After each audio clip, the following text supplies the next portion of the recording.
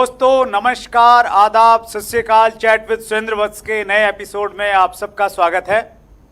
सबसे पहले आपका बहुत आभार जिस प्रकार से आपने अपने इस चैनल को अपना के इंडस्ट्री का सबसे बड़ा चैनल बनाया।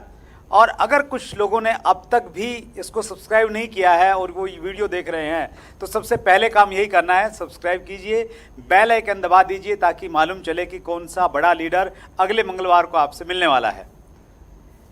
हम आपसे रिक्वेस्ट करते हैं कि किन लोगों से आप मिलना चाहते हैं उन लोगों के नाम नीचे कमेंट्स में डालिए।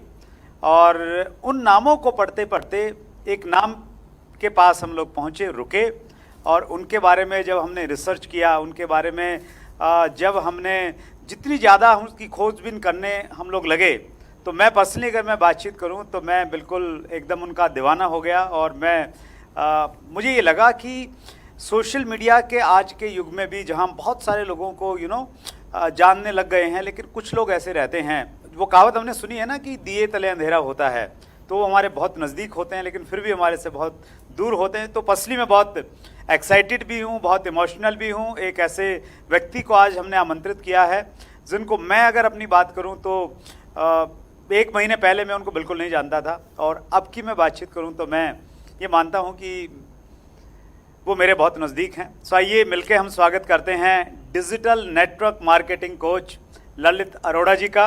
थैंक यू ललित जी, बहुत बहुत स्वागत है chat with Surendra Vats. Thank you sir, thank you so much, thank you.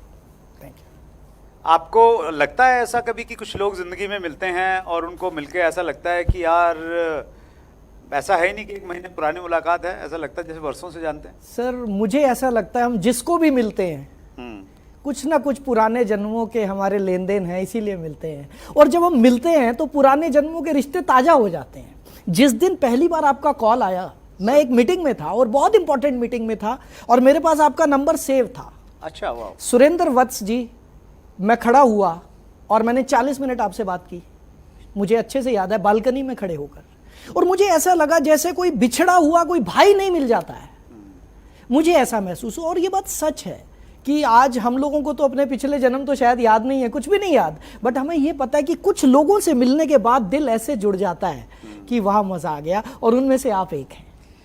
Thank you so much Lalit ji. Actually जितने भी लोगों को मैंने इनवाइट किया ना जी, तो उनमें से ज़्यादातर तो लोग ऐसे हैं जिनको मैं पहले से जानता इन द सेंस कि मैंने उनसे सीखा है या उनका मेरी ज़िंदगी में इन्फ्लुएंस रहा है।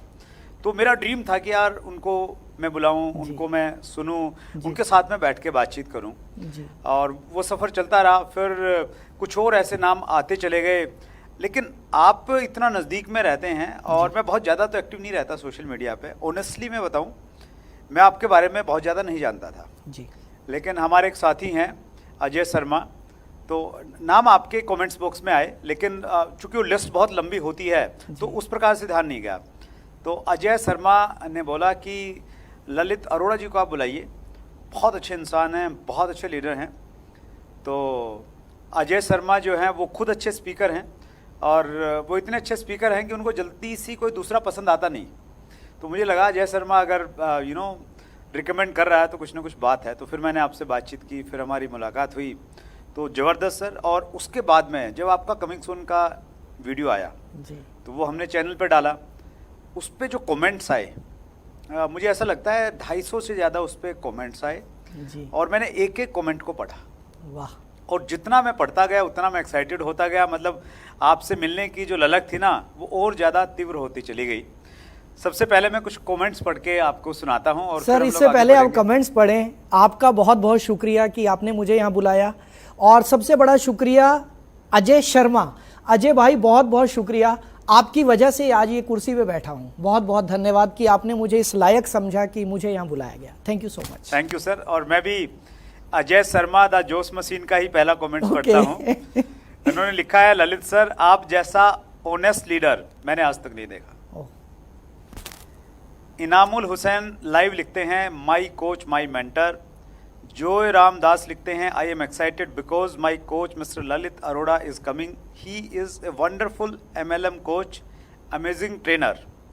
प्रदीप प्रजापति ने लिखा है, प्रदीप प्रजापति टाइगर, गरीबी से करोड़पति बनाने वाले real hero, love you so much. बड़ा business school, great value learning मिलने वाली है। कीवा छत्तीसगढ़ टीम ने लिखा है, ट्रेनर मतलब ललित अरोड़ा। और पवन मौर्य 64 ने लिखा है, आज मेरा ड्रीम पूरा हो गया है मेरे मेंटर को इस शो पर देखकर। सर ये सब इन लोगों के इमोशंस हैं, इनका प्यार है, मैं नहीं जानता। बट मैं सिर्फ ये जानता हूं सर कि 24 साल हो गए इस इंडस्ट्री में, और कोशिश सिर्फ ये है कि जो कुछ भी सीखा है, जो कुछ भी सीख रहा हूं, उसको उसी रूप में लोगों को दे पाऊं।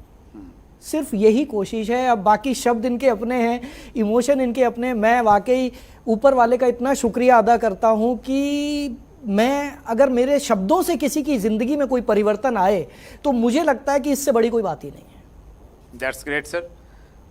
हम स्टार्ट करते हैं। और मेरी पर्सनली बहुत ज़्यादा जिज्ञासा है ये जानने की जी कि एक इतने अच्छे ट्रेनर जिनको लोग इतना प्यार कर रहे हैं, वो कहाँ पैदा हुए, कहाँ एजुकेशन हुई और अब तक का सफ़र कैसा रहा? जी सर, मेरा नाम ललित अरोड़ा है। मैं दिल्ली में पैदा हुआ। दिल्ली में त्रिनगर एक जगह है, वहाँ पर मेरे पिताजी ने किराए का मकान लिया था। मेरे पिताजी सरकारी नौकरी करते थे। और बहुत ही मुश्किल हालातों में हमारी एजुकेशन हुई। दिल्ली में पश्चिमपुरी में मेरा पालन पोषण हुआ। जनता फ्लैट में रहते थे, एक कमरे के घर में, लेकिन वही हमारा स्वर्ग था। बचपन से एक ही एजुकेशन मिली, बेटा पढ़ लिख और बाबू बन, पढ़ लिख और बाबू बन। मुझे लगता है कि दिन में शायद 8 से 10 बार तो यही बात सुनता था मम्मी डैडी से कि बेटा तूने अफसर बनना है, बेटा तूने अफसर बनना है। लेकिन ये जो बेटा था ना, ये कुछ सन की था। अच्छा। बचपन से मेरे को शौक एक्टिंग का। अच्छा, वाह। हमारे मोहल्ले में रामलीला होती थी तो बंदर बनने से शुरू किया था साहब। क्या बात है। तो मैं बंदर बनता था और कॉलेज के दिनों तक और उसके बाद तक भी मैं लक्ष्मण का रोल वहां तक करता रहा। और सिर्फ खून में एक्टिंग थी, एक्टर बनना, एक्टर। अच्छा, मेरे दोस्त भी मुझे चढ़ाएं, ललित तू एक्टर बन सकता है यार, तू एक्टर बन सकता है। अच्छा, हम भी वो फिर आमिर खान की फिल्में उस समय कयामत से क्यामत तक, और वैसे ही बैग पकड़ना और सारे स्टाइल वही साहब। लेकिन अब समझ ना आए एक्टर बनूंगा कैसे। ये बात है 1988 की, मैंने 10th क्लास पास की थी 1988 में। तो खैर जी, एक्टर कैसे बनूंगा, क्या होगा, घर वालों की डांट गालियां, पढ़ाई नहीं करता है, उनकी नज़र में एक्टिंग फालतू का काम था। रामलीला के जो हमारे डायरेक्टर थे वो मेरे पीछे पड़े रहते थे, ललित तू कुछ कर। लेकिन इन सब उधेड़ बुन में मुझे लगा यार पता नहीं क्या होगा। और 11वीं क्लास में मुझे ड्रीम शब्द पता नहीं था क्या होता है। मुझे कोई ट्रेनिंग नहीं पता थी। एक दिन घर वालों की डांट सुन के, मैं आज उनका शुक्रिया अदा करता हूं, उनकी डांट सुन के मैं इतना चिढ़ गया। बंदा चिढ़ जाता है ना जब एक ही चीज को रिपीट किया जाए। मैं इतना चिढ़ गया, मैंने मंदिर में जाके कसम खाई जिंदगी में नौकरी नहीं करूंगा। अच्छा। बाप रे सर, मेरी बहुत पिटाई हुई। 11वीं क्लास में था मैं, बहुत पिटाई हुई मेरी। और बोले तू करेगा क्या, हमारे खानदान में किसी ने बिजनेस किया नहीं, हमारे पास पैसा नहीं है, तू करेगा तो करेगा क्या। मैंने कहा देखो पापा, सब्जी बेच लूंगा, अंडे बेच लूंगा, कुछ भी कर लूंगा, मैं नौकरी नहीं करने वाला, मुझे घर से निकाल दो। इतनी नफरत क्यों थी नौकरी से सर? क्यों थी सर? मुझे नफरत इसलिए थी क्योंकि मेरे खानदान में सभी नौकरी करने वाले हैं। इसका मतलब ये नहीं है खानदान वालों से नफरत करता हूं, प्लीज बुरा नहीं मानना। लेकिन मैंने देखा कि मेरे जो खानदान के लोग हैं ज्यादातर गवर्नमेंट एम्प्लॉय थे। वो रिक्शे वाले से 2-2 रुपए के लिए बहस कर रहे हैं, वो आलू वाले से 5-5 रुपए के लिए बहस कर रहे हैं। अच्छा, मुझे ये सब पसंद नहीं था। राइट। मैं चाहता था यार, पता नहीं क्यों चाहता था, मैं भीड़ से अलग दिखना चाहता था बचपन से। एक ही तमन्ना थी कि यार ये रिक्शे वाले से 2 रुपए कम ना कराऊं, मैं, मेरे पास इतना पैसा हो, आलू वाले से बहस ना करूं मैं, मेरे पास इतना पैसा हो। मैं अपनी मर्जी की जिंदगी जीना चाहता था। राइट। और ये जो उधेड़-बुन मेरे दिमाग में चल रही थी, ये और आगे चली और मैंने बिजनेस करने की सोची। 12वीं क्लास पास की, अच्छे नंबर आए। 12th क्लास के बाद मेरे कुछ दोस्त कंप्यूटर सीखने चले गए, कोई इंजीनियरिंग कर रहा है, कोई डॉक्टर कर रहा है, और मैं दर्जी बनने चला गया। सर मैं बहुत अच्छा टेलर हूं। अच्छा, वाह, क्या बात है। जी, मैं बहुत अच्छा टेलर हूं सर। और मैंने कटिंग टेलरिंग का डिप्लोमा किया, मैंने फैशन डिजाइनिंग किया। Professional tailor? Professional tailor sir. Educated tailor? Educated नहीं, बस टेलर। अच्छा। और मैंने ग्रेजुएशन किया साथ साथ में। अच्छा। और दिल्ली में ज्वाला एडी में शिवम टेलर्स अभी भी होंगे शायद, वहां पर मैं प्रैक्टिस करता था, क्योंकि नौकरी नहीं करनी थी, ये कसम खाई थी, इसलिए तनख्वाह नहीं लेता था। अच्छा, बट प्रैक्टिस करता था वहां। सुबह जाकर झाड़ू लगाना और वहां से लेकर कटिंग करना, और रात को 10 बजे 11 बजे तक घर आना, और ये मेरा शेड्यूल रहता था सर। 3 साल मेरी ग्रेजुएशन चलती रही, साथ साथ बच्चों को ट्यूशन पढ़ाता था टाइम मिलने पर, साथ ही साथ अपना ये काम करता था। और 3 साल 1993 में मैंने अपनी फैक्ट्री लगाई दिल्ली में, माधीपुर एक जगह है वहाँ पर। और मेरी फैक्ट्री बहुत बढ़िया चली साहब, मज़ा आ गया। अच्छा, किस चीज़ की? पहले मैंने काज बटन की मशीनें लगाई, जुक्की की ब्रदर की मशीनें आती थी, काज बटन। अच्छा। एक्सपोर्टर सारे माल देते थे हमारे को, काज बटन करते थे हम लोग, दिन रात 24 घंटे काम चलता था। उसके बाद मैंने अपना फैब्रिकेशन यूनिट लगाया, कमीजें सिलते थे हम, शर्ट्स। अच्छा। और मैं बहुत अच्छा डिजाइनर था, मेरे कपड़े बहुत पसंद करते थे लोग। और एक बार एक बसंत एक्सपोर्ट था ब्रिटेनिया पर, ब्रिटेनिया चौक पर। राइट। उनको बड़ा पसंद आया मेरा माल, उन्होंने मेरे माल को एक्सपोर्ट करने का प्लान बनाया, मुझे बहुत बड़ा ऑर्डर दिया, इधर उधर से पैसा इकट्ठा करके ऑर्डर बनाया। और वो मेरी जिंदगी का लास्ट ऑर्डर था, क्योंकि मेरे को पेमेंट नहीं मिली, मेरा पैसा डूब गया। और रातों रात मैं फुटपाथ पर। अब जिंदगी में 2 रास्ते फिर से। ललित क्या करेगा? नौकरी मिल जाएगी, बीकॉम किया था अकाउंट्स में, कहीं ना कहीं यार दोस्त रिश्तेदार पापा लगवा देंगे, नहीं, नौकरी नहीं करनी है। अच्छा। उसके बाद साहब मेरा दोस्त है विजय, उसके ट्रक थे, तो मैं ट्रक पर हेल्पर बन गया। अच्छा, क्या बात है, फैक्ट्री चला रहे थे, ट्रक पे हेल्पर बन गए फिर जाके? जी सर। अच्छा सर, काम मैंने कभी कोई छोटा नहीं समझा। मेरी जिंदगी का पता नहीं, परमात्मा ने कुछ ऐसा दिया कि मैंने कभी किसी चीज को करने से पहले सोचा नहीं कि ये छोटा बड़ा, क्या छोटा बड़ा, काम तो काम है अगर ईमानदारी से किया जाए। तो मैं हेल्पर बन गया ट्रक पर। हेल्पर बनते बनते मेरा जो काम था वहां पर वो ये था, हेल्परी का काम नहीं था, मेरा काम था, रात को ड्राइवर चोरी करते थे माल। अबोहर से हमारा माल भरता था, पंजाब से हैदराबाद जाता था। मेरे दोस्त ने बोला, ललित ड्राइवर माल चोरी करते हैं, तू हेल्पर बन के बैठ जा, तू ना, तेरा काम है रात को जागना और माल चोरी ना हो। यहां से शुरू किया, मैं ड्राइवर भी बन गया, धीरे धीरे ड्राइवरों से दोस्ती करके मैंने ट्रक भी चलाया। बाद में लगा ये मेरे बस का काम नहीं है, बड़ा मुश्किल काम है, मैंने उस काम को छोड़ दिया। अच्छा। उसके बाद मैं इंटीरियर डिजाइनर बना, मैंने डिप्लोमा किया इंटीरियर डिजाइनिंग का। अच्छा। उसके बाद मैं मॉडल बना, अंबुजा सीमेंट की मेरी ऐड काफ़ी आती रही, हिंदी में, पंजाबी में, टीवी पर। उसके बाद बड़े सारे काम किए सब, मैं क्या क्या गिनवाऊं। ये जो आप कारपेट देख रहे हो ये भी लगाता था मैं, ये फॉल सीलिंग देख रहे हो ये भी करना जानता हूं मैं। तो लाइफ में बड़े सारे काम किए। और मुझे नहीं पता वो मेरी एज कैसे बीती, जिस एज में मेरे दोस्त अपनी गर्लफ्रेंड्स के साथ घूमते थे, जिस एज में मेरे दोस्त कॉलेज जाते थे, मस्ती करते थे, फिल्में देखते थे, उस एज में मैं या तो कपड़े सिल रहा होता था या मैं किसी के घर पे पेंट कर रहा होता था। और मेरे पूरे खानदान ने बोल दिया था ये लड़का किसी काम का नहीं है। क्या है ये? कोई हमारे कुछ लोग हमारे परिवार में बहुत अच्छे पढ़ाई लिखाई करके अच्छी जगहों पर लग रहे थे, और ये लड़का कभी तो घरों में पेंट करता है, ये कभी कपड़े सिलता है, ये कभी ड्राइवर बन जाता है, ये पागल हो गया है। ये घोषित हो चुका था, ये पागल हो गया है। लेकिन सर ऊपर वाले का, परम पिता परमात्मा का ऐसा आशीर्वाद हुआ, 1997 में मुझे पहली बार नेटवर्क मार्केटिंग का प्लान देखने को मिला। अच्छा। मेरे अपलाइन मेरे क्लासमेट ही थे, मिस्टर अनिल मल्होत्रा, जिनको मैं गुरु भी बोलता हूँ इस इंडस्ट्री को दिखाने वाले, वही थे मिस्टर अनिल मल्होत्रा। उन्होंने मुझे ये प्लान दिखाया 1997 में, और तब से लेकर आज तक 2021 हो गया है, इसी इंडस्ट्री में जी रहे हैं, इसी इंडस्ट्री में मर रहे हैं, इसी में खा रहे हैं, इसी में पी रहे हैं। वंडरफुल। बहुत इंटरेस्टिंग है सर आपकी जर्नी एक्चुअली। जी जी जी। और उससे बहुत कुछ सीखा जा सकता है। जी सर। वंडरफुल सर, आगे बढ़ते हैं। कुछ क्वेश्चंस मैंने प्रिपेयर किए हैं। पहला प्रश्न है, चूंकि आप डिजिटल नेटवर्क मार्केटिंग कोच हैं और कोविड के बाद में चीज़ें बहुत तेज़ी के साथ में बदली हैं, तो उसी से संबंधित मेरा प्रश्न है, कोविड के बाद डायरेक्ट सेलर को अपने तरीके में क्या क्या बदलाव लाने चाहिए? साहब मैं तो कहता हूं कोविड ने सब कुछ ही बदल दिया। अभी मदान साहब को सुन रहा था मैं, मदान साहब ने यहां तक बता दिया, हाथ धोना सिखाया किसने? कोविड ने हाथ धोना सिखा दिया। तो सर कोविड तो कुछ ना कुछ रीजन है जो आया है, ये कोई बीमारी नहीं है। ये ऊपर वाला कोई मैसेज देना चाहता है, वो कुछ सिखाना चाहता है, अगर हम सही से पकड़ पाए तो। तो जिस दिन मोदी जी ने अनाउंस किया, शायद 22 मार्च था, मैं आसाम की फ्लाइट पकड़ के एक दिन पहले आया था, 22 मार्च को रात को 9 बजे मैं टीवी देख रहा था, मोदी जी ने अनाउंस किया लॉकडाउन। घर वाले खुश हो गए कि अब पापा घर पे रहेंगे, और पापा ने 9:30 बजे शेड्यूल बना लिया था कि कल से सुबह 4 बजे उठूंगा और कल से अपनी जिंदगी के वो काम करूंगा जो आज तक नहीं कर पाया, क्योंकि सर नेटवर्क मार्केटिंग में महीने में 25 दिन ट्रैवलिंग होती थी। राइट। अगले दिन सुबह उठकर मैंने किताब लिखनी शुरू कर दी। क्या बात है। Very next day.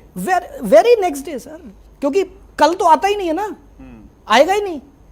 वहीं पे शेड्यूल बन गया। भागवत गीता नहीं पढ़ी जिंदगी में, वो पढ़नी है सुबह उठ के 4 बजे उठ के। किताब में जिंदगी में नहीं लिख पाया, वो करना है। मैंने लोगों के लिए कुछ करना है। मैं इतना ट्रैवलिंग करता हूं, मुझे 22 साल हो गए, 22.5 साल हो गए थे तब तक, पिछले साल 2020 की बात है। मैं कुछ ऐसा करना चाहता था कि मैं लोगों की सेवा कर सकूं इस इंडस्ट्री में। मैं क्या था? मैं तो एक दर्जी था। मैं क्या था? मैं तो एक ड्राइवर था। और आज उस ड्राइवर के पास अपनी गाड़ी है, आज उस ड्राइवर के पास अपना बड़ा सा घर है। तो कहां से आया? नेटवर्क मार्केटिंग इंडस्ट्री से आया। और मैं ऐसा आदमी तो नहीं हो सकता ना जो सिर्फ लेता ही रहे। वाह, देना भी तो बनता है सर। तो मैंने ये सोचा कि अब देने की बारी आ गई।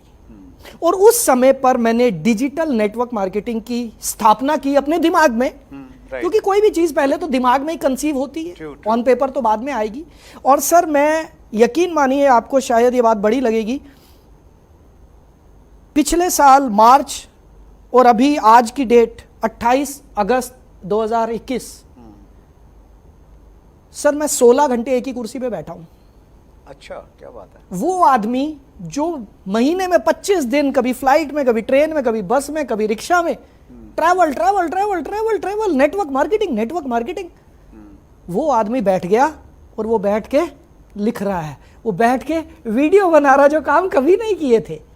लेकिन सर ऊपर वाले के आशीर्वाद से इस यात्रा में एक ऐसी चीज बनकर आ गई, क्योंकि मेरे को एक चीज समझ में आई कि जब हर चीज डिजिटल हो रही है, राइट, तो नेटवर्क मार्केटिंग क्यों नहीं? बहुत सही। और कोविड ने हमें यह सिखा दिया कि यह बिजनेस घर में बैठ के भी हो सकता है। और सर हो रहा है। तो कुछ डायरेक्ट सेलर हैं सर जो पुराने तरीके से काम कर रहे हैं जी, वो शायद उस प्रकार से अडॉप्ट नहीं कर पा रहे हैं जी, तो उनके लिए क्या संदेश है? सर लोगों ने स्टीम इंजन को भी अडॉप्ट नहीं किया था, लोगों ने प्रेशर कुकर को भी अडॉप्ट नहीं किया था, गैस पेट में चली जाएगी, लोगों ने सिलेंडर को भी अडॉप्ट नहीं किया था। कर लेंगे वो भी, जब उनको समझ में आएगा। मेरे जितने स्टूडेंट्स हैं आज की डेट में, वो सब ये कहते हैं, सर हमारे अपलाइन बोलते हैं ये यूट्यूब से कोई फायदा नहीं होने वाला, आप माल बेचो, अपनी टीम बनाओ, ये फेसबुक से कोई फायदा नहीं होने वाला। लेकिन मैं यही कहता हूं, वो सही कह रहे हैं अपनी जगह पर, वो हमारे बुजुर्गों की तरह रिएक्ट कर रहे हैं। क्योंकि मेरे पिताजी को भी आज तक समझ में नहीं आता कि यूट्यूब से पैसा आता कहां से। सेम वे वो हमारे बुजुर्ग हो गए, पुराने तरीके से काम कर रहे हैं, सीख जाएंगे थोड़े समय में, 2-3 साल में, जब उनको दिखाई देगा कि जो लोग डिजिटल हो गए वो बहुत तेजी से आगे बढ़ गए, जो डिजिटल नहीं हुए वो थोड़ा धीरे चल रहे हैं, तो वो भी धीरे धीरे सर टाइम लगता है। That's great sir. चूंकि आप चीज़ों को ऊपर से देखते हैं और एज ए ट्रेनर आप बहुत सारे लोगों के संपर्क में रहते हैं, 24 साल का आपका तजुर्बा है सर, हिंदुस्तान में आप डायरेक्ट सेलिंग का भविष्य क्या देखते हैं? ओ हो सर, मेरे दिल का सवाल पूछ लिया आप सर। मैं सच बताऊं, डायरेक्ट सेलिंग भारत में शुरू ही नहीं हुई सर। अच्छा सर, शुरू नहीं हुई है अभी तक, तो शुरू नहीं हुई। अगले 5-10 साल में शुरू हो जाए तो शायद हो जाए, अभी तक शुरू नहीं हुई सर। अगर हम दूसरे देशों की टर्नओवर से भारत की टर्नओवर का तुलना करते हैं तो वत्स साहब आप जानते हैं कि हम कहां पर हैं, हमारी आबादी कहां पर है। 140 करोड़ तो कागजों में है, और 10-20 करोड़ तो जब कागज बन रहे होंगे तो वो घूम रहे होंगे, पक्की बात है।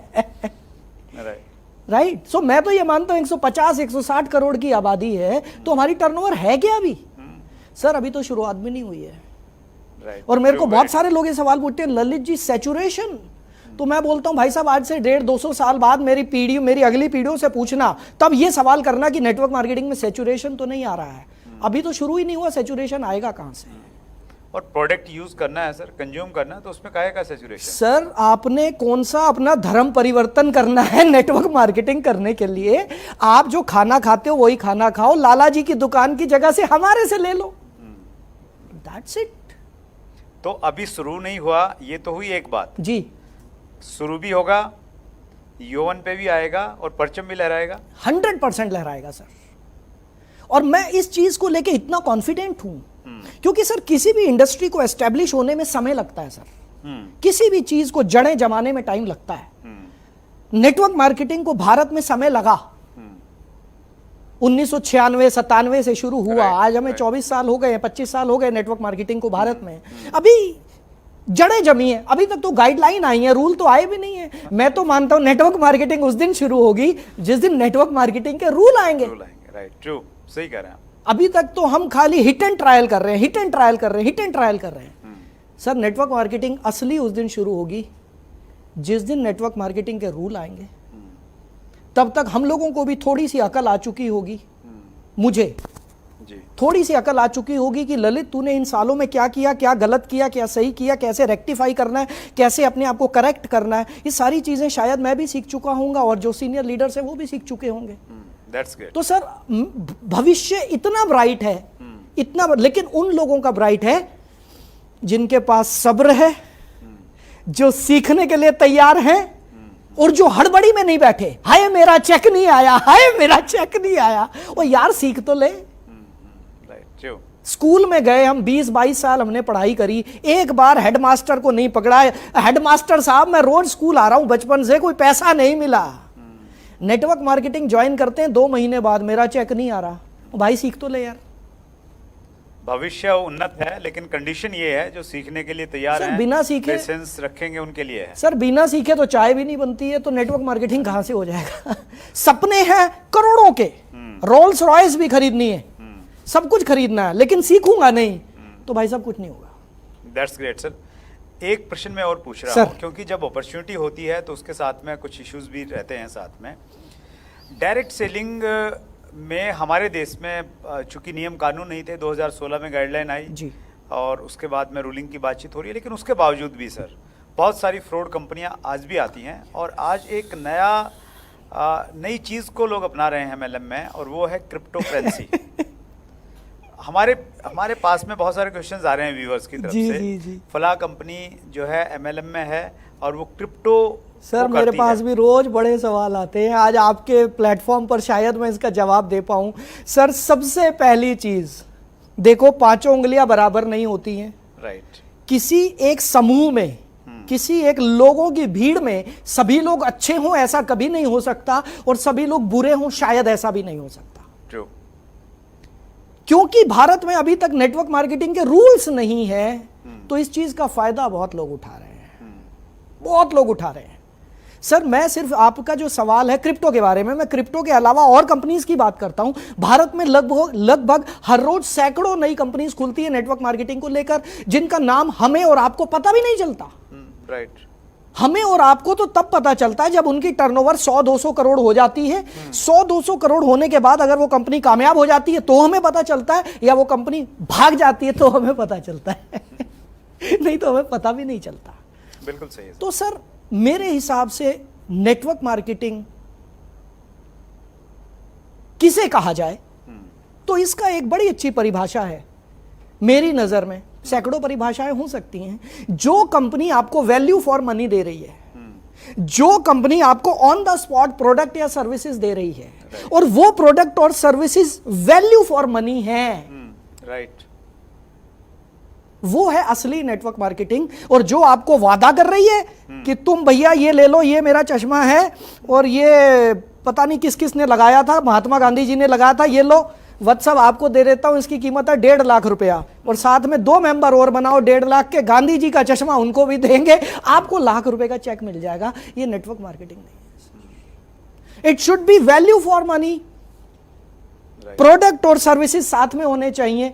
कोई वादा नहीं होना चाहिए कि यहां सड़कें बन जाएंगी, ना, ऑन द स्पॉट मैंने अभी पैसा दिया, क्या मुझे अभी कुछ मिल रहा है या नहीं मिल रहा। और क्रिप्टो पे आ रहा हूं सर। हाँ जी, हाँ जी। पहली चीज तो क्रिप्टो करेंसी सर देखिए है क्या, यही समझ में नहीं आया। हमने तो करेंसी देखी थी जो नोट आप और हम लेते और देते थे, फिर हमने ये डिजिटल करेंसी देख ली, आप मुझे पेटीएम कर देते थे, मैं आपको कर देता था। अब ये एक ऐसी करेंसी आ गई जो आज तक किसी ने देखी नहीं है, जिसको कि फॉरेन कंट्रीज में कुछ कंट्रीज ने शायद वैलिडेट कर दिया है, भारत ने इसको वैलिडेट नहीं किया। अभी सुनने में ये आ रहा है कि जितनी भी इलीगल ट्रांजैक्शंस हो रही हैं मैक्सिमम क्रिप्टो के जरिए हो रही हैं। राइट। ये सुनने में आया कि ढेरों क्रिप्टो करेंसीज खुल गई और वो ये बोलते हैं कि तू मेंबर बना, तू मेंबर बना, और वो बोलते हैं हम नेटवर्क मार्केटिंग है। और वो नेटवर्क मार्केटिंग क्या है, वो 200-400-500 करोड़ रुपए इकट्ठा करते हैं साइड पे, रातों रात पोर्टल बंद होता है। उसका होता क्या है, क्रिप्टो करेंसी का भारत में कौन सा ऑफिस है सर, बता सकते हैं व्हाट्सएप आप कहीं को देखा हो? वो ऑफिस तो छोड़ो सर, ये नहीं मालूम चलता बहुत बार तो, जैसे हम लोग बिटकॉइन की बात करते हैं जो सबसे पुरानी करेंसी है, तो उसका फाउंडर कौन है ये नहीं मालूम? सर मालूम हो ही नहीं सकता। जिस चीज का कोई ऑफिस नहीं, जिसको कोई हम टच नहीं कर सकते, जिसको वैलिडेट करने के लिए सरकार की कोई एजेंसी नहीं है। आज नेटवर्क मार्केटिंग को वैलिडेट करने के लिए, इसको रेगुलेट करने के लिए भारत सरकार ने कंज्यूमर अफेयर्स डिपार्टमेंट के अंदर इसको डाला है, राइट सर, जिसके यहां से गाइडलाइन आई है। आज इंश्योरेंस को वैलिडेट करने के लिए IRDA है। हर एक किसी न किसी सिस्टम को कंट्रोल करने के लिए कोई ना कोई सरकारी एजेंसी है, लेकिन ये एकमात्र ऐसी चीज है जिसको लेकर कोई सरकारी एजेंसी अभी तक तो नहीं बनी है। अब जो चीज एग्जिस्टेंस में ही नहीं है, मैं उसका बिजनेस कैसे कर लूंगा sir? Right, true. So it is till date, जब तक भारत सरकार क्रिप्टो करेंसी को मान्यता नहीं दे देती, तब तक ये पूरे तरीके से इलीगल है मेरी नजर। नहीं, अगर हम लोग ये मानते हैं सर, जी। मान्यता मिल गई जी मान्यता मिलने के बावजूद जी। ये तो करेंसी है, तो ये MLM का प्रोडक्ट कैसे बन सकती है? सर देखिए, करेंसी बिल्कुल ठीक कह रहे हैं, फिर ये मनी सर्कुलेशन बन जाएगा। हाँ, और महाराष्ट्र गवर्नमेंट की जो गाइडलाइन जी। है उनमें तो एक नेगेटिव प्रोडक्ट लिस्ट डाली लिस्ट आ हुई चुकी है, है, और उस yes। लिस्ट में ये है कि आप फॉरेक्स ट्रेडिंग नहीं कर सकते, किसी प्रकार से इस प्रकार से नहीं कर सकते हैं जी।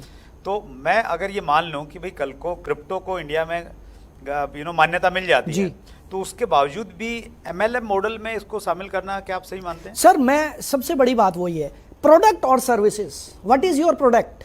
मेरा प्रोडक्ट पैसा कैसे हो सकता है? मैं आपको पैसा दे रहा हूं और आप मुझे पैसा दे रहे हैं। It will be a money circulation. Right. पैसा घुमाया जा रहा है, टोपियां घुमाई जा रही हैं, बेटा मेंबर बनाई जा, तेरा चेक लाखों का आएगा, फेसबुक पे डालेंगे और भी फंसेंगे। यही तो हो रहा है सर। तो ये संदेश है उन सभी के लिए जो कहीं ना कहीं इस लालच में आ रहे हैं या इस अट्रैक्शन में हैं जी जी जी कि भाई हमें बहुत कुछ मिल जाएगा जी। लेकिन लालच की तो प्रवृत्ति है ना ललित जी? सर प्रवृत्ति तो हम सबकी है। देखिए, हर आदमी रातों रात करोड़पति बनना चाहता है, रातों रात। हर आदमी तो शायद मैंने गलत बोल दिया, मैक्सिमम लोग, है ना, मेहनत करने वाले कम हैं, रातों रात करोड़पति बनना चाहते हैं। और ऐसे लोगों को जब प्लान दिखाया जाता है, ये देख 2 4 6 8 और ये क्रिप्टो घूमा और ये डिजिटल करेंसी घूमी और ये तेरा 10 करोड़, ये तेरा 20 करोड़, ये देख बंदे ने कार खरीदी, ये देख ये देख ये देख, वो बंदा कहता है वाह, वो तो मुंह बंद नहीं कर पाता।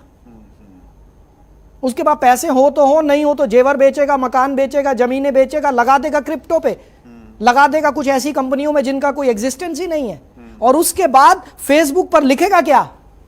मैं बर्बाद हो गया। किस वजह से? नेटवर्क मार्केटिंग की वजह से। ओ मेरे भाई, पहचान तो लो what is network marketing. That's great sir, आपने बहुत डिटेल में जानकारी जी दे सर। दी। और हमारा मकसद यही रहता है सर कि जो कन्फ्यूजन्स हैं वो कन्फ्यूजन कहीं ना कहीं लोगों के दूर हों और लोग सही और गलत डायरेक्ट सेलिंग में फर्क पैदा कर पाएं। जी सर, यहां पर 1 मिनट आपको रोकना चाहूंगा, Please, please। क्योंकि इस टॉपिक पर मैं ज्यादा बोलना चाहता हूं, क्योंकि लोग फंस रहे हैं। Right sir. और फंस वो लोग रहे हैं जो सीधे साधे लोग हैं, वो लोग ज्यादा फंस रहे हैं। Right। यहां पर फ्रेंड्स मैं आप सबको बता देना चाहता हूं कि जब आप आलू खरीदने जाते हो ना, 2-3 दुकानों से पूछ लेते हो भाई रेट क्या है, सब्जी के रेट पूछ लेते हो, लेकिन जब कोई नेटवर्क मार्केटिंग कंपनी आपको मिलती है ना, आप 2-3 कंपनियां ट्राई नहीं करते, आप रिसर्च नहीं करते, आप एक ही आदमी की बात को मान लेते हैं, हाँ इसने बोला 1 करोड़ आएगा तो आएगा। भाई साहब, 1 रुपया इन्वेस्ट करने से पहले भी रिसर्च कर लेना, रिसर्च कर लेना। गूगल आपकी जेब में है, यूट्यूब आपकी जेब में है। किस तरह की कंपनियां भारत में लीगल है और किस तरह की कंपनियां लीगल नहीं है, कृपया करके मेरा निवेदन है, क्योंकि हम लोगों की आधी जिंदगी नेटवर्क मार्केटिंग में बीत चुकी है और अगली आधी बीतेगी। तो ऐसे में मैं अपने परिवार को बदनाम होते हुए नहीं देख सकता। सो प्लीज मेरा रिक्वेस्ट है, आप अपने लालच में आकर मेरे पैसा इतना गुना हो जाएगा, आप गलत कंपनियों में ना फंसे sir, please. That's great, super sir, thank you so much Lalit sir. Viewers के कुछ क्वेश्चंस हैं सर, जी सर। वो मैं लेना चाहूँगा। और एक क्वेश्चन ये सर बहुत सारे लोगों ने किया है, चूँकि कमेंट्स बहुत सारे हैं। संदीप सर्वज्ञम ने भी किया है, मिशन 100 करोड़ ने भी किया, और भी बहुत सारे लोगों ने किया है। आपने अपनी पुरानी कंपनी, जी, इन्होंने शॉर्ट में उसको नाम लिखा है SV, किस वजह से छोड़ी? सर दुखती रग पे हाथ रख दिया है। अब आपके सामने बैठा हूं, मैंने नहीं रखा सर। आपके सामने बैठा हूं सर। अब अगर सच बोलता हूं तो कुछ लोगों को प्रॉब्लम हो सकती है, और झूठ बोलता हूं तो मुझे प्रॉब्लम हो सकती है, तो मैं सच बोलूंगा। सर ये एक ऐसा सवाल है जो कि हजारों लोग मेरे से पूछ चुके हैं कि ललित जी आपने वो XYZ कंपनी क्यों छोड़ी। मुझे 17 साल हो गए थे उस कंपनी में काम करते हुए। अच्छा। I was the founder member, founder leader of that company. 6 जून सन 2001 को उसको ज्वाइन किया था। 17 साल उस कंपनी में काम किया। कभी इधर उधर देखा ही नहीं साहब। हम तो वो घोड़े हैं जो ऐसे लगे होते हैं ना, घोड़े के, वो शादी में जो बारात में जाते हैं, है ना जी, वही है हम। बस जहां लग गए तो फिर लग गए, फिर इधर उधर देखना ही नहीं है। 17 साल नहीं देखा साहब। ऊपर वाले के आशीर्वाद से कुछ ऐसा हुआ कि मेरी ट्रेनिंग्स को लोगों ने पसंद करना शुरू किया, और पता नहीं परमात्मा की कुछ ऐसी कृपा हुई कि उस कंपनी ने पूरे इंडिया में मेरे सेमिनार्स कराने शुरू किए। जो मेरी टीम्स थी वहां तो मेरे सेमिनार्स होते ही थे, जो बाकी की टीम्स थी वहां भी सब जगह मेरे ही सेमिनार्स होते थे। पता नहीं प्रभु की क्या कृपा थी। तो धीरे धीरे करके मैं माहौल देखने लगा कि कुछ कंट्रोवर्सीज आने लगी हैं सर। पॉलिटिक्स तो आप जानते हैं, एक घर में 5 भाई हो वहां भी पॉलिटिक्स होती है। इतनी बड़ी कंपनी में पॉलिटिक्स ना हो, ऐसा कैसे हो सकता है। राइट। तो सच ही बोलना पड़ेगा मुझे, आपके सामने बैठा हूं। कुछ पॉलिटिक्स होने लगी मेरे अगेंस्ट। ओके। और पॉलिटिक्स इस लेवल की होने लगी कि अब मेरे को बर्दाश्त नहीं हुई। अच्छा। कुछ लोगों से कंप्लेंट करवाई गई मेरे अगेंस्ट कि ललित अरोड़ा पैसा लेके भाग गया, कुछ इधर उधर की, कुछ भी, so many things you know, बदनाम करने के लिए। जिसको देखकर मुझे लगा यार 17 साल काम किया, 17 साल के बाद आज मेरी कंप्लेंट्स हो रही हैं। वो व्यक्ति जिसने 17 साल में एक क्रॉस स्पॉन्सरिंग नहीं की। सर आप क्रॉस स्पॉन्सरिंग तो जानते हो। सर उस कंपनी में 30 लाख लोग थे, शायद ही कोई ऐसा आदमी हो जिसको मैंने ट्रेन ना किया हो। लेकिन आज तक 17 साल में रिकॉर्ड था, किसी एक आदमी को अपने नीचे ज्वाइन नहीं कराया।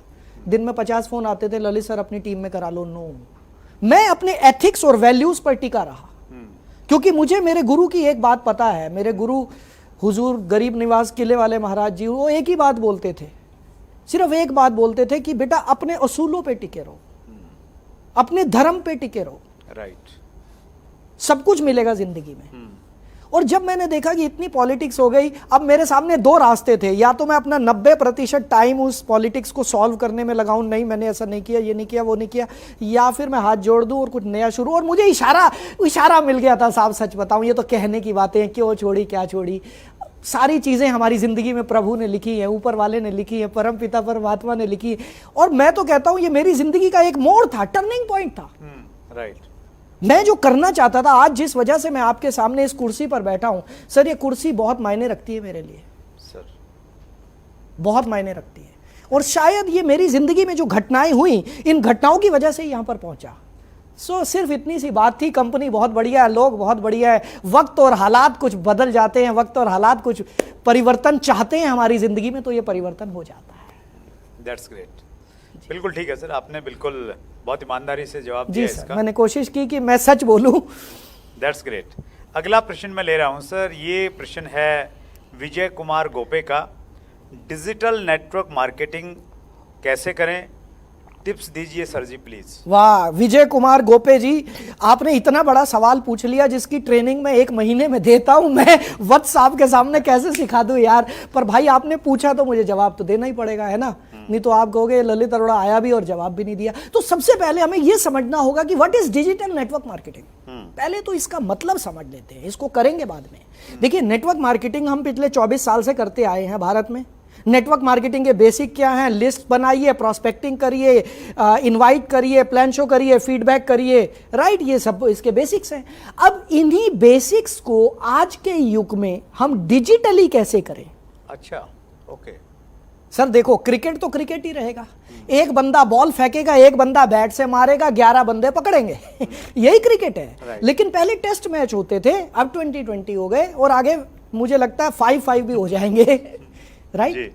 तो नेटवर्क मार्केटिंग तो वही रहेगी। काम करने का तरीका बदल गया, युग बदल गया, कोविड आ गया, घरों में बैठे हैं, तो नेटवर्क मार्केटिंग तो करना है। तो नेटवर्क मार्केटिंग क्या, डिजिटल नेटवर्क मार्केटिंग क्या? आप जो भी काम करते थे ना पहले, वही काम करने, डिजिटली करने हैं। अच्छा।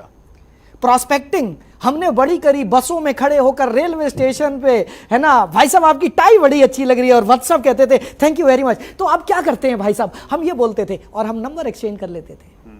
बहुत किया। लेकिन अब टाई की तारीफ करूं कैसे, लोग तो घरों में बंद हैं। तो अब हमने तारीफ करने के तरीके ढूंढे, डिजिटल। ओके। और आपके आशीर्वाद से, ऊपर वाले के आशीर्वाद से, मैंने कई महीने लगाकर एक नया फॉर्मूला तैयार किया जिसका नाम है ब्लू ओशियन प्रोस्पेक्टिंग। हाँ राइट, ये बहुत सारे लोगों के कमेंट्स हैं इस पे भी। अच्छा, क्या इसको है comment ब्लू? से। सर ब्लू ओशियन प्रोस्पेक्टिंग क्या है कि भाई प्रोस्पेक्टिंग कैसे करें? अब हर आदमी मेरे से यही सवाल पूछता है, सर फेसबुक पे लीड तो आती हैं बट वो लीड क्लोज नहीं होती हैं। राइट। तो भाई साहब लीड क्लोज कैसे होंगी? सबसे पहले कोई यारी दोस्ती। आज सुरेंद्र वत्स जी ने ललित अरोड़ा को क्यों बुलाया? कहीं ना कहीं से नाम सुना। उसके बाद एक बार फोन पे बात हुई, आपको तसल्ली हुई हाँ बंदा इस लायक शायद है कि इसको बुला लिया जाए। उसके बाद एक मुलाकात हुई, आपको लगा कि हाँ ये बंदा बुला, ट्रस्ट बिल्डिंग। इसको ऑनलाइन हम कैसे कर सकते हैं? अच्छा। सो ब्लू ओशियन प्रोस्पेक्टिंग में सर मैंने 3 चीजों पर काम किया है। पहले स्ट्रेंजर्स को हम कैसे उनके साथ कम्युनिकेशन कर सकते हैं। अब स्ट्रेंजर्स कितने हैं? मैं ये कहता हूं कि भारत में 140 करोड़ लोग हमारे लिए स्ट्रेंजर हैं, क्योंकि मेरी लिस्ट में तो 200 ही नाम है। 140 करोड़ लोग स्ट्रेंजर हैं। अब उनको अपनी लिस्ट में कैसे लाऊं? अब वो लिस्ट में आने के बाद भी ज्वाइन तो करेंगे नहीं, क्योंकि लिस्ट तो मुझे डायरेक्टरी उठा लेता हूं, वही लिस्ट है। उसके बाद मैं ऐसा क्या करूं कि वो मुझे पहचाने, मेरी ट्रस्ट बिल्डिंग हो, मेरा रैपो बने। रैपो बनने के बाद मुझे उनका टेस्ट पता चले, और टेस्ट पता चलने के बाद जब वो मेरे ऊपर विश्वास करने लग जाए, तब मैं उन्हें नेटवर्क मार्केटिंग में लेकर आऊं। ये है ब्लू ओशियन प्रोस्पेक्टिंग। तो ये आपने इसका एक मॉडल बनाया है सर? पूरा मॉडल है, पूरा फॉर्मूला है। ये 5 दिन की वर्कशॉप है, 5 दिन 1-1 घंटा हर रोज देता हूं मैं। अच्छा। और प्रैक्टिकल वर्कशॉप है, बिल्कुल इसमें कोई मोटिवेशन नहीं होता, सिर्फ टेक्निकल चीजें होती है। कई सॉफ्टवेयर सिखाता हूं मैं, और पूरे तरीके से प्रैक्टिकल है। और इसमें 3 चीजें हैं, लीड जनरेशन, लीड कहां से जनरेट करनी है, लीड नर्चरिंग, लीड को नर्चर कैसे करना है, और लीड क्लोजिंग, कि उसको क्लोज कैसे करना है। तो ये पेड प्रोग्राम है सर? ये पेड प्रोग्राम सर। पेड क्या है वत्स साहब, मैं इसकी कीमत 5,000 रखना चाहता था। देखो जी, पैसा तो कमाना है ना, है ना सर। 5,000 रखना चाहता था, मेरी मार्केटिंग टीम अड़ गई, नहीं ललित जी 5,000 ज्यादा हो जाएगा। मैंने कहा फिर फ्री कर दो। राइट भाई मैं तो यही कर सकता हूँ, फ्री कर दो, थोड़ा टाइम फ्री चलाते हैं। फिर वो बोले नहीं, फ्री में जो लोग आते हैं ना वो मस्ती बहुत करते हैं, कुछ ना कुछ जेब से जब तक लगे नहीं ना, तो वो गुरु दक्षिणा कुछ ना कुछ होनी चाहिए। तो हमने 99 रुपीज रख दिए सर इसके। अच्छा, वाह। सिर्फ 99 रुपीज, और वो इसलिए रख दिए कि सीरियस लोग आए बस। तो ये है। और हाँ, आपके सवाल का जवाब, डिजिटल नेटवर्क मार्केटिंग, जब आप प्रोस्पेक्टिंग डिजिटली करें, जब आप इनविटेशन डिजिटली करें, जब आप प्रेजेंटेशन डिजिटली करें, जब आप फॉलो अप डिजिटली करें, जब आप फॉलो अप के बाद उनकी बेसिक ट्रेनिंग डिजिटली करें, और जब आप अपनी पूरी टीम को डिजिटली हैंडल करें, that is digital network marketing. उसके लिए भी कुछ मॉडल है सर? सर बहुत सारे मॉडल्स हैं। मेरे 7 कोर्सेज मैंने बनाए हुए हैं। ओके। 7 कोर्सेज हैं इन्हीं चीजों को लेकर, डिजिटल नेटवर्क मार्केटिंग को लेकर, जो कि आपके आशीर्वाद से, ऊपर वाले के आशीर्वाद से बहुत अच्छा रिस्पांस आ रहा है, लोग बहुत पसंद कर रहे हैं, और पूरे भारत में मैं इसका प्रचार कर रहा हूं सर। नहीं, ये मेरे लिए भी बहुत एक जिज्ञासा का विषय। एक्चुअली हम पुराने जमाने के जेलर हैं, तो हमने तो वो रजिस्टर भरे हुए हैं लिस्ट मेकिंग के, और वो फॉलो अप किट तैयार कर करके लोगों को डिलीवर की हुई हैं। जी जी जी। तो ये हमारे लिए भी बहुत इंटरेस्टिंग है जानने के लिए जी। तो ये जो आपका मॉडल है सर डिजिटल एजुकेशन का, तो ये एक तो हो गया आपका ब्लू ओशन प्रोस्पेक्टिंग, एक तो ये मॉडल हो गया। उसके बाद दूसरा मॉडल कौन सा है सर? पहला मॉडल है ब्लू ओशन प्रोस्पेक्टिंग, जो कि बिल्कुल गेटवे है, पहला स्टेप है अगर आप डिजिटल होना चाहते हैं उसका। उसके बाद आपको लगता है हाँ ये कदम मैंने सही रखा, ये एजुकेशन मुझे अच्छी मिली, ये एजुकेशन मेरे फायदे के लिए है, फिर आप दूसरा कदम रखते हैं, और दूसरा कदम मेरे पास है डिजिटल नेटवर्क मार्केटिंग ब्लूप्रिंट, मेरे 7 कोर्सेज का बंडल है। अच्छा, उसको हम देते हैं लोगों को। उसमें क्या क्या सर? उसमें digital list building blueprint, digital invitation blueprint, digital presentation blueprint, digital sales closing blueprint, objection handling blueprint, digital prospecting blueprint, ये पूरे 7 कोर्सेज है।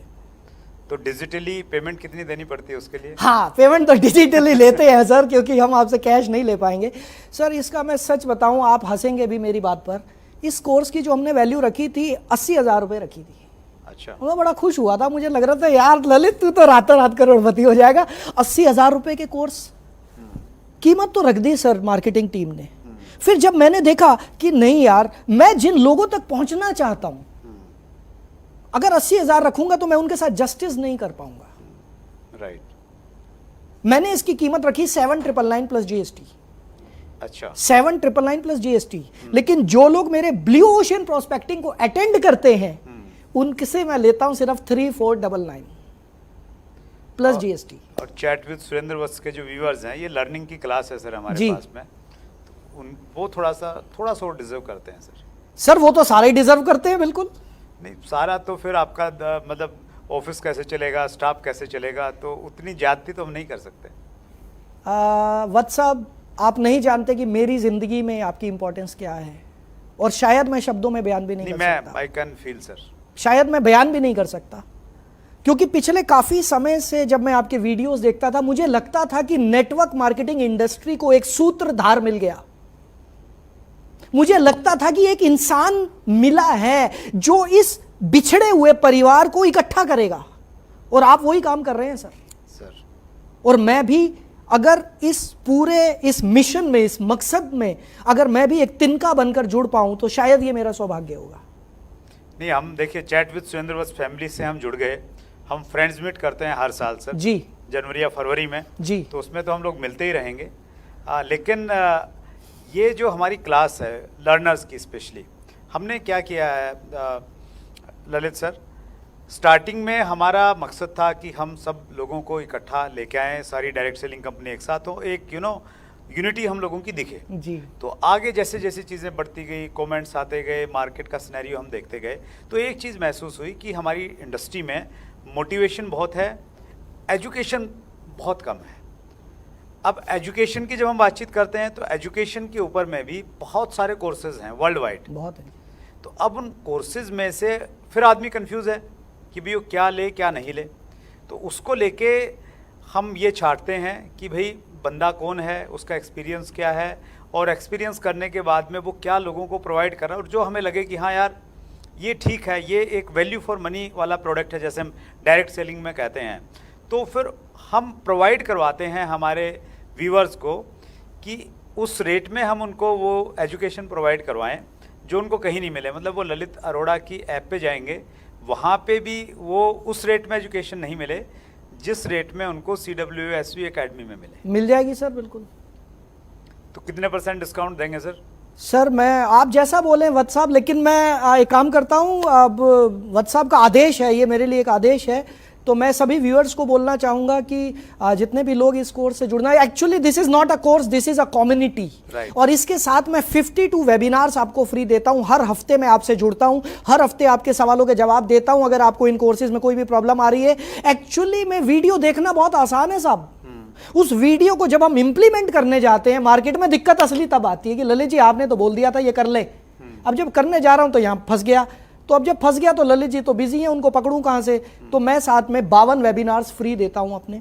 अच्छा जी, इस 3499 में कोर्सेज तो मिलेंगे, साथ में मेरे 52 वेबिनार्स, जिसमें से एक वेबिनार की कीमत 1000 है, 52,000 के मेरे वेबिनार फ्री मिलते हैं। तो मैं आप सबके लिए ऑफर करना चाहूंगा जो रेट आपको कहीं नहीं, मेरी वेबसाइट पे भी नहीं मिलेगा, राइट। सो पूरे डिस्काउंट्स के बाद हम 3499 प्लस जीएसटी का दे रहे हैं। आप सर 10% और कम करवा दो, इसमें क्या दिक्कत है? Thank you so much sir. लेकिन एक वादा आपको यह करवाना पड़ेगा कि जो लोग इस कोर्स को लेंगे वो सीरियस होंगे, वो देखेंगे, बीच बीच में आप अपने चैनल पे ये बोलते रहना बस।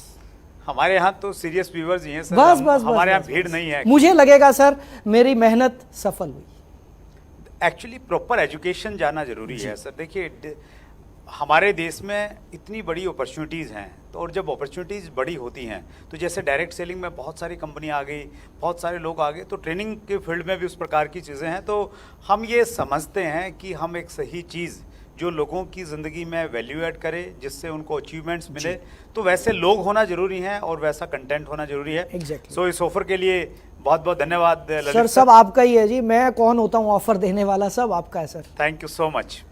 लास्ट प्रश्न में ले रहा हूँ सर जी। और ये प्रश्न है योगेश बारवुड का। सर मैं नेटवर्क मार्केटिंग कंपनी स्टार्ट करना चाहता हूँ, प्लीज सजेस्ट। ओ योगेश रुक जा मैं सच बताऊं सुरेंद्र जी, मैं अक्सर ऐसा बोलता हूं जिससे दुश्मनी निकालनी हो उसको बोलो कंपनी खोल ले, और वो भी नेटवर्क मार्केटिंग। हर एक ईंट को ये लगता है कि दीवार मेरे ऊपर टिकी हुई है, हर एक ईंट को यह महसूस होता है कि दीवार मेरे ऊपर टिकी हुई है, और जब उस ईंट को निकाल दिया जाता तो दीवार को इतना सा भी फर्क नहीं पड़ता, हवा और आनी शुरू हो जाती है। राइट। सो योगेश मेरे भाई, मैं आपको बता दूं, हो सकता है आप नेटवर्क मार्केटिंग के बहुत अच्छे लीडर हों, राइट। और नेटवर्क मार्केटिंग के ज्यादातर लीडर्स जब किसी ऊंचाई पर पहुंचते हैं तो उनको यह महसूस होने लगता है कि ये नेटवर्क मार्केटिंग का कंपनी का जो मालिक है वो ज्यादा कमा रहा है, तो क्यों ना सारा का सारा गुड़ मैं खुद खा लूं। तो मेरे भाई, हम लोग हैं लीडर, हमें है सिर्फ बोलने की आदत, हमने बोलने का ही पैसा खाया है, हमें मैनेजमेंट का नहीं पता, हमें अकाउंटेंसी का नहीं पता, हमें लॉजिस्टिक्स का नहीं पता। आज से 3 साल पहले साहब जब मैंने कंपनी छोड़ी तो मेरे को बहुत सारे लोग आए, ललित अपनी कंपनी खोल ले, कितना पैसा चाहिए, 5 करोड़ 10 करोड़। मैंने कहा जी ये रे हाथ।